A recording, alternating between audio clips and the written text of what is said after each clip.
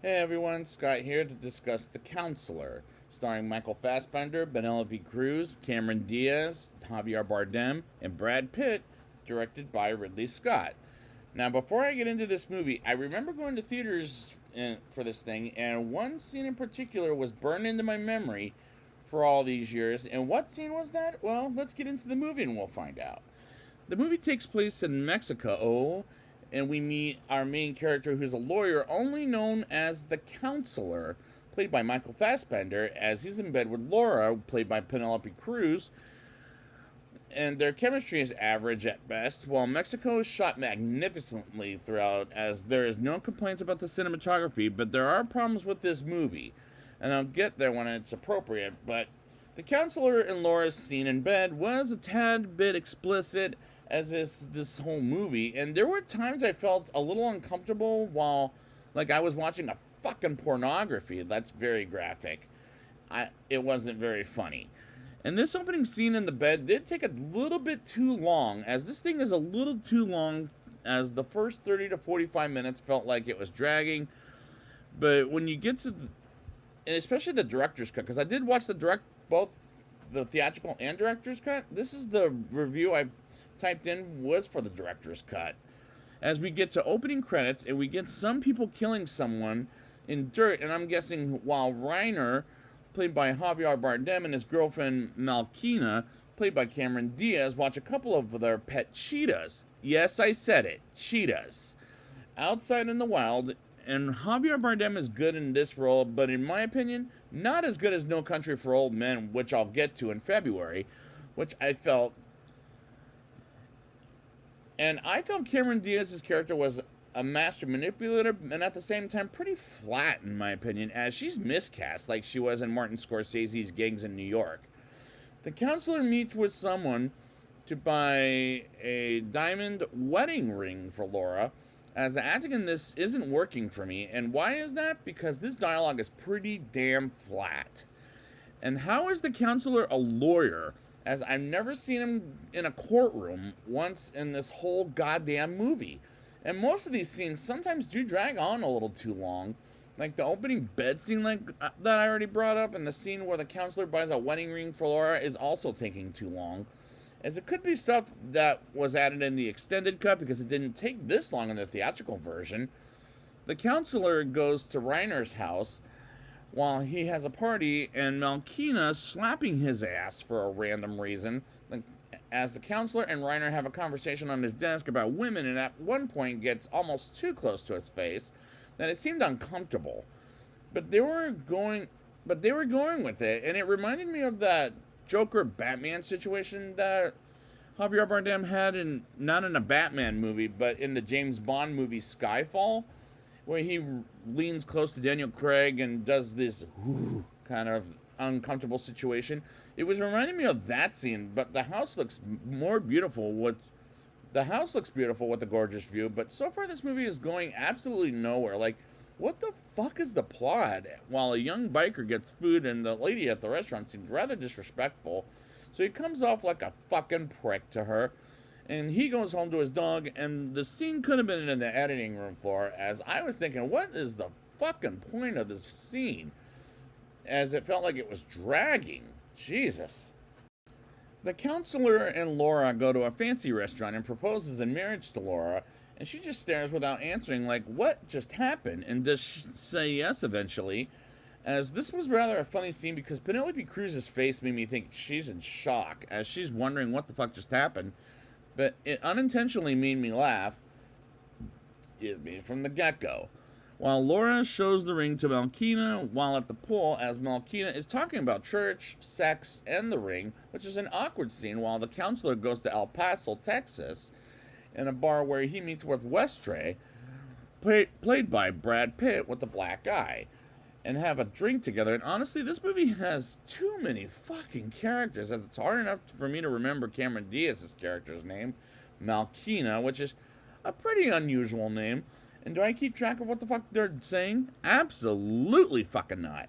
As these, because these it's like being said by these characters, and actors are not memorable. The counselor meets Ruth, played by Rosie Perez, briefly in a prison, and she asks him to get her son out of jail for speeding as he was coming to see his mother. And Rosie Perez, despite she's only in this one scene, she reminded me of a hell of a lot of the performances that she's given in Birds of Prey 7 years later, as she was annoying in this movie. But luckily, she's only in a couple of scenes. The cops stop a truck to check for an ID, and for what reason, other than what was the point of it, because it could have been in the editing room floor. Then we move on to the counselor visiting Reiner in a bar that is closed with a disco ball, and talk about how Malkina gave him a blowjob and gave him a blowjob. And the dialogue in this scene is graphic, but the most graphic comes later in the movie.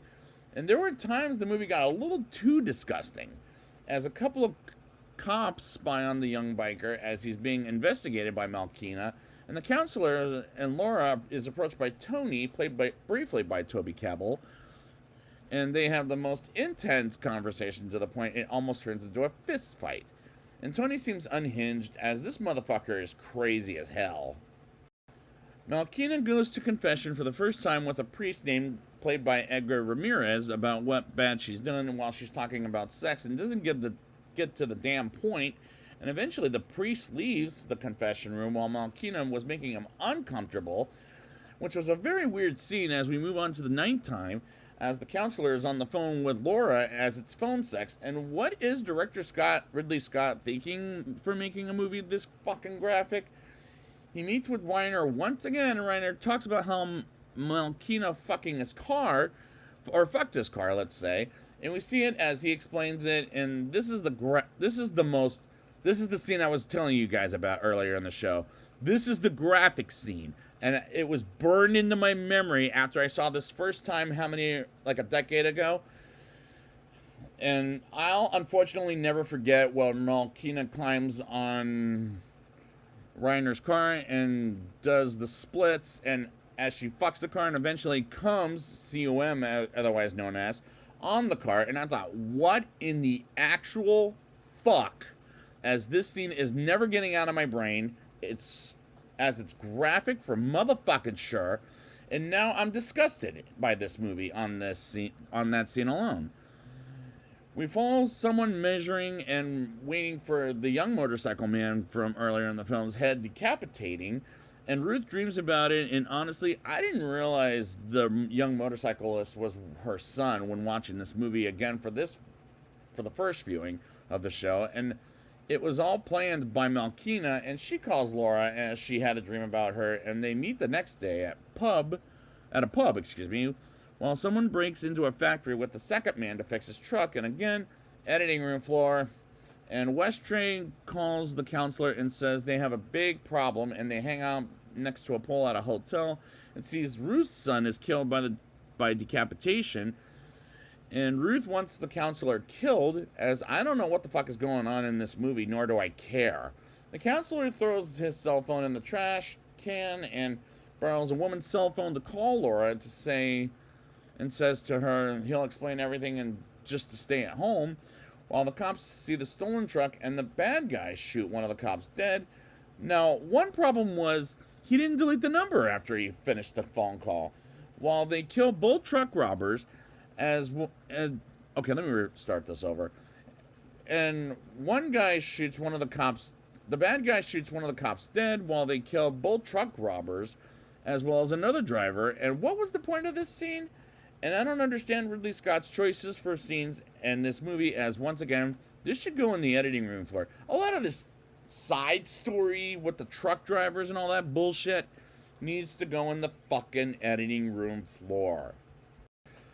The counselor visits Reiner as he tells him his plan fucked him over, and the counselor asks Reiner what to do and tries to give the counselor away as he's fucked, and talks with Laura, and she wants to meet him in Boise, which is somewhere in America. I forget where off the top of my head. I think it was Ohio. I forget. But as Malkina gets home to Reiner and talks about him where it's going, and I don't get what she's talking about, as she knows he's in trouble and says he doesn't want to lose her.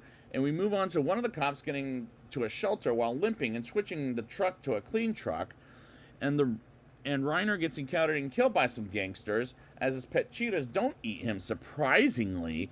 And I'm led to believe they run into the wild. At one point, I'm lost as I don't care. While this is going, but I'm not checked out as I'm just not liking this movie as much.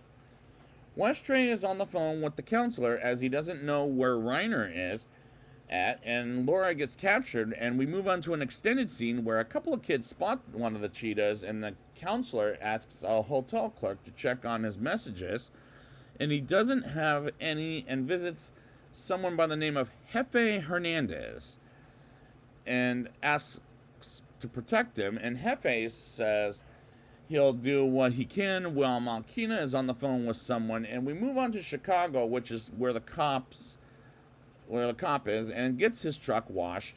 And if it weren't for the show, I would have turned this movie off, because it goes places where I can't just follow this, as there's too many characters at this point I just don't care for.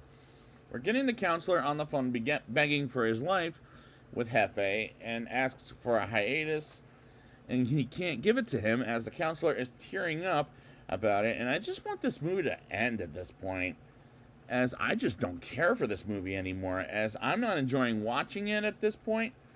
And we see Westray and a blonde woman who's played by Natalie Dormer before I ever knew her in anything, who she is, and they flirt with one another while the counselor is sleeping at a bar, and he misses Laura too damn much. And can I please get to the fucking ending at this point? But nope, I got 17 more minutes of movie to go, as this is going way too long.